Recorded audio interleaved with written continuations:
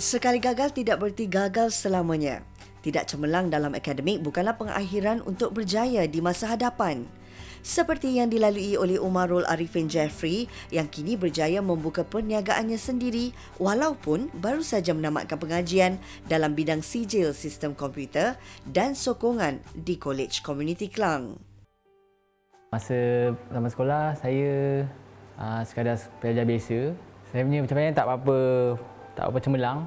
Cuma saya saya nak belajar ni untuk saya nak bekerja masa permulaan. Saya masuk Kolej Komuniti, saya minat dalam bidang kemahiran sebab saya nak tambahkan kemahiran saya. Dari satu saya minat bahagian komputer. Masa saya belajar tu saya banyak belajar bahagian jaringan, saya buat network. Akhir sem pertama saya masuk jadi program incubator Kolej Komuniti Klang. Saya masuk dekat sana. Lepas tu saya dapat saya jual SIM card masa first, saya jual SIM card, saya jual kek dan saya dapat link daripada produk ni dekat Facebook. Dia jual tinta dan saya mulakan perniagaan saya bermula dari dropship dengan modal RM20. Perniagaan saya masa first tu, masa saya first start dropship, lepas saya buat version, saya tinta ni saya buat version daripada version 1 sampai version 2, sekarang ni version 3, version 5. Saya rasa jatuh masa version 3.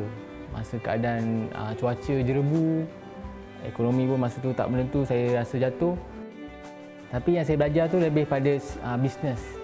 Bisnes untuk inovasikan produk saya. Daripada tinta yang biasa punya, saya inovasikan jadi tinta yang boleh buka pasang.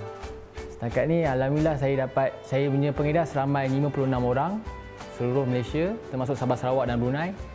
Saya akan buka kedai dan pencapaian saya dapat beasiswa. Saya akan sambung belajar degree bahagian pengurusan dan usahawan. And then saya dapat masuk program MDEC, bakal e-jutawan. Saya dapat masuk program MEA, kategori Best Student Enterprise. Dan insya-Allah bulan 9 saya akan combo. Okay, di Kolej Komuniti